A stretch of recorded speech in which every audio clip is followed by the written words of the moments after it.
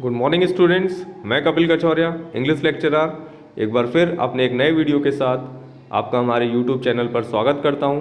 Video को last तक ज़रूर देखिएगा और अगर आपको मेरा वीडियो पसंद आए तो उसे लाइक, शेयर और सब्सक्राइब करना ना भूलें।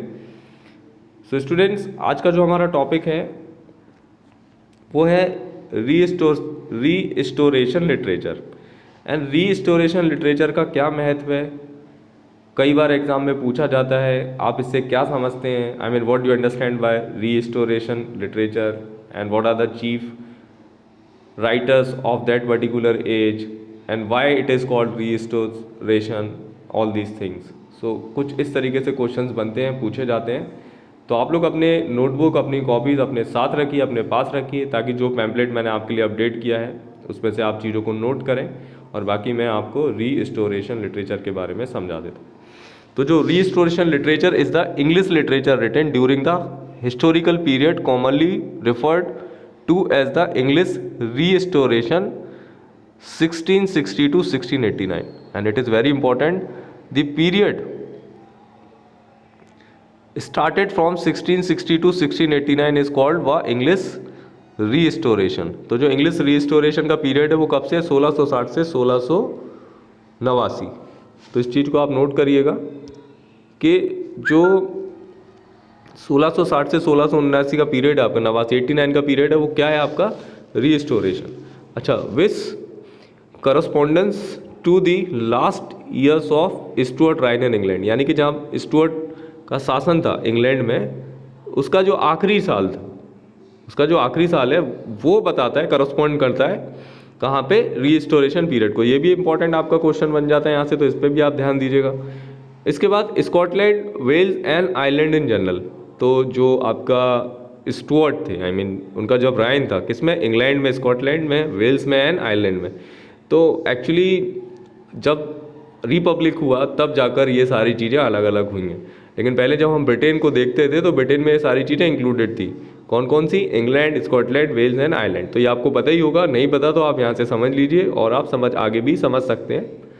इन general the term is use to denote रफली homogeneous style of literature that centre on a celebration of or reaction to the restored court of Charles the second.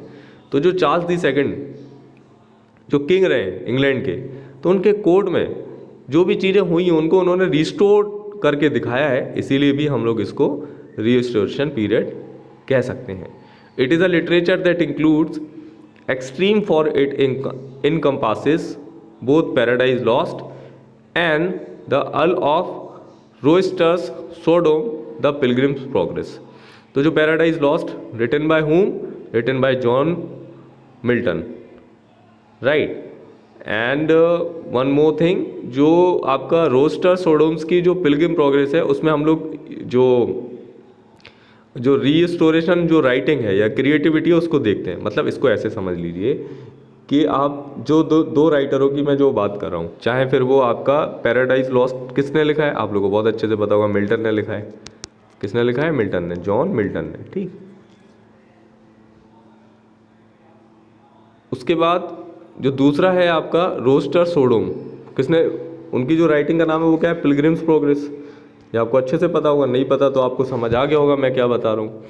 उसके बाद जो लॉक यानी John Locke जो है, उनका ट्रेटाइज ऑफ गवर्नमेंट। तो आप मोटा मोटा समझ लीजिए कि 3 राइटिंग है बहुत फेमस है इस पीरियड की, तो उसको हम रीस्टोरेशन लिटरेचर कह सकते हैं। अच्छा, अब आप जब देखोगे, इनको पढ़ोगे, जैसे ट्रेटाइज ऑफ गवर्नमेंट हो गया, पिलग्रिम्स प्रोग्रेस हो गया, ठीक है, या फिर आपका पैराडाइज लॉस्ट हो गया, ठीक है। तो आप जब इन चीज़ों को पढ़ोगे तो आप लोग को क्या चीज़ें देखने को मिलेंगी कि जैसा उन्होंने शुरू में बताया कि जो चार्ल्स दी सेकंड थे, उनके कोर्ट में जिस तरीके से काम होता था, तो उसका कुछ साक्ष्य आपको इन राइटिंग्स में दिखेगा। वो आप पढ़ेंगे तब आपको समझ आएगा, मैं आगे भी आपको समझाऊंगा उसके लिए।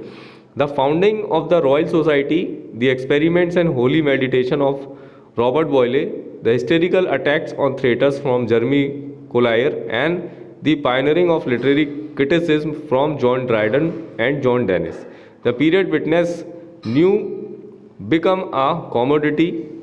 The essay developed into a periodical art from and the beginning of textual criticism. बहुत इंपॉर्टेंट है, देखिए समझिए इस चीज़ को कि इसमें जो सबसे बड़ी चीज़ें हैं या सबसे जो स्मरणीय चीज़ें हैं वो क्या क्या हैं। तो इसमें देखो हम लोग देखते हैं लिटरेरी क्रिटिसिज्म, चाहे वो जॉन ड्राइडन का हो या जॉन डेनिस का हो। देखिए यहाँ पर लिखा हुआ है बहुत, ये जॉन ड्राइडन है, जो जॉन डेनिस है, इनका क्रिटिसिज्म हम लोग देखते हैं। अच्छा, इसमें हम लोग और क्या देखते हैं कि जो थ्रेटर्स पे अटैक हुए थे किसने किए थे, जर्मी कोलायर ने, तो हम लोग उसको भी देखते हैं क्योंकि कई बार पूछा जाता है कि जब थ्रेटर्स पे अटैक हुए थे तो वो किस पीरियड में हुए थे, तो आप उसमें बोल सकते हैं रीस्टोरेशन पीरियड में हुए थे। ठीक है, हम लोग यहाँ पर एक्सपेरिमेंट्स देखते हैं, होली मेडिटेशन देखते हैं, किसकी, रॉबर्ट बॉयले की।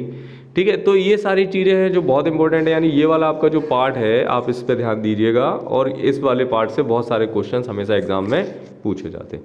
चलिए नेक्स्ट है, the restoration period of English literature रफली लास्ट फ्रॉम 1660 टू 1688। तो जो मैंने आपको पहले भी बताया था, एक बार यहाँ और एक बार यहाँ, तो लगभग 60 मतलब 60-80 यानी 30 सालों का लगभग मोटा मोटा आपका ये पीरियड रहा है। It begins with the Charles second, तो चार्ल्स सेकंड से स्टार्ट होता है। Returning to the throne following the rule of various Republican governments that ruled England from 1649 to 1659 after Charles First was executed। तो जब Charles first जाते हैं तब Charles second आते हैं, जैसे ही वो आते हैं तो ये पीरियड स्टार्ट होता है। The following characteristics distinguish this period and the restoration during this period: gravity, spiritual zeal, moral unness and decorum were thrown to winds. The king was a through debauch he had a number of mistress. So what are other things to be included in that particular topic, and which is very important, that is what we find in that particular period, that is a period of gravity, spiritual zeal, moral unness and decorum were thrown to the winds. And what we can look at another parameter that is also can be a very important, that is the king was a through debauch, जिनके पास कई सारी स्वामिनी या कई सारी मिस्ट्रेसेस थी। So this is all about restoration literature guys, and I hope you enjoyed my video. And आप note भी कर सकते हैं जो भी नोट करना चाहें, और इसके अलावा आप मेरे इस वीडियो को लाइक कीजिए, सब्सक्राइब कीजिए, शेयर कीजिए, और कमेंट बॉक्स में कमेंट करना ना भूलिए। So thank you so much students, and have a nice day.